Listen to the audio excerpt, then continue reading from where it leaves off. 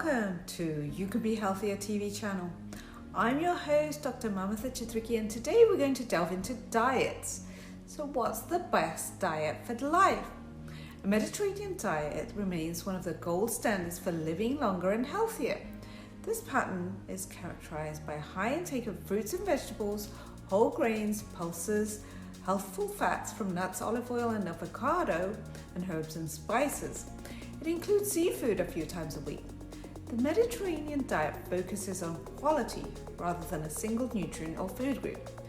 Numerous studies have shown that this dietary model reduces the risk of certain chronic health conditions such as cardiovascular diseases and type 2 diabetes, whilst promoting longevity and improving quality of life.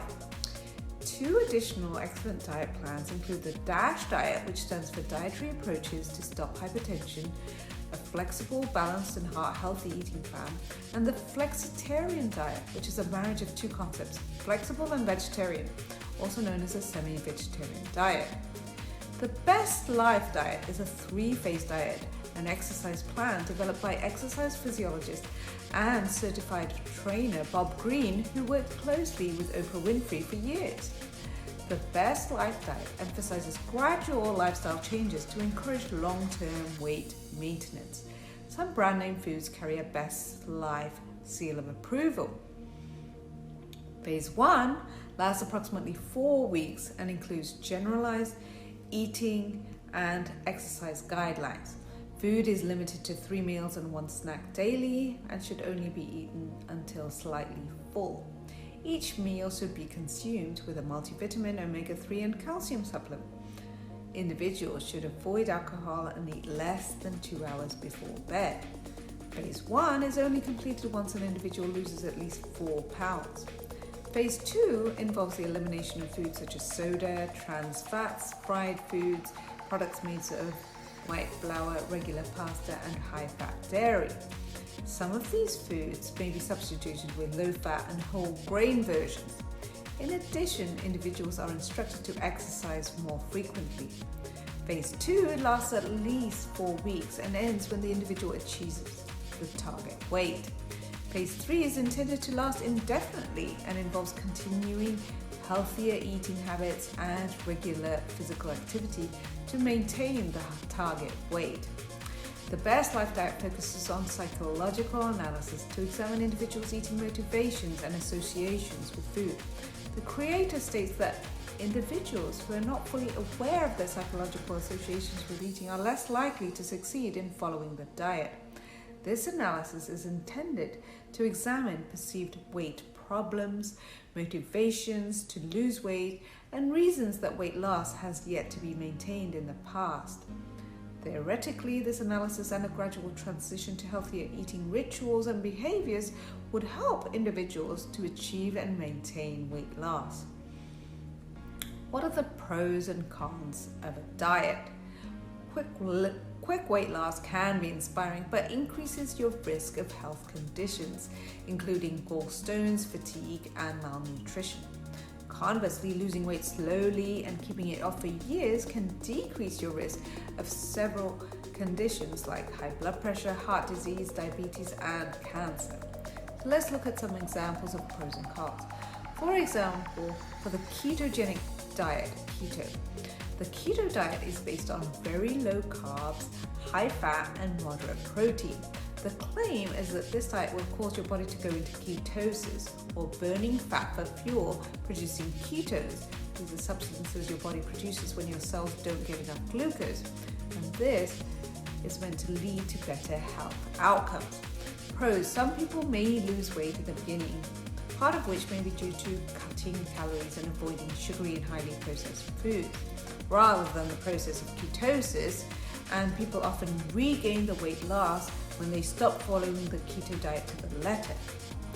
Cons: the very high in saturated fat in this diet can take a toll on cardiovascular health, and it can be low in certain vitamins and minerals. A low fiber intake also could lead to constipation, and there's the possibility of developing keto flu with symptoms of upset stomach, headache, fatigue, and dizzy spells. Intermittent fasting. This diet involves an eating pattern that cycles between periods of fasting and eating. However, it does not specify what types of foods you should eat or not eat. So, if you eat mostly fruits, vegetables, whole grains, nuts and seeds, it could be a very healthy way to eat. But it could also be very unhealthy if you fill up on foods high in added sugars and saturated fats. The pros are that limited early research suggests that intermittent fasting might have potential benefits for your metabolism. The cons are this diet can cause health problems if you overeat or binge when you are allowed to eat, or on the other hand, don't get enough nutrition and lack energy during times of fasting. The vegetarian or vegan diet. Vegan means that you do not eat any meat or animal products, no meat, no eggs, no dairy products. And some vegetarians, however, do eat eggs and or dairy. The pros: vegans and vegetarians follow a pattern of eating that's largely plant-based, a type of diet recommended by the American Institute of Cancer Research. The cons that the extra attention may be needed to ensure that you're getting enough protein and B vitamins. And because there are plenty of junk food options for vegans and vegetarians, it doesn't mean that you'll lose weight. Just think about it. Cows are vegetarian and only eat grass, but they don't have the best figures in the world themselves. What about the TLC diet? The Therapeutic Lifestyle Changes diet was created by the National Institute of Health's National Cholesterol Education Program with the goal of cutting cholesterol as part of a heart-healthy eating regimen. It calls for eating plenty of vegetables, fruits, bread, cereals, pasta, and lean meat. The guidelines are broad enough that you'll have a lot of latitude with what you eat. But one of the most extensive criticisms of the TLC diet is that it's outdated. Many of the studies are from the early 2000s. There are concerns that some of the suggestions of the TLC diet manual need to be revised, such as reducing dietary cholesterol to 200 milligrams per day. Does the longevity diet work? Doesn't everyone want to live at least a little bit longer? This diet might be best described as a hybrid of the various blue zone dietary features.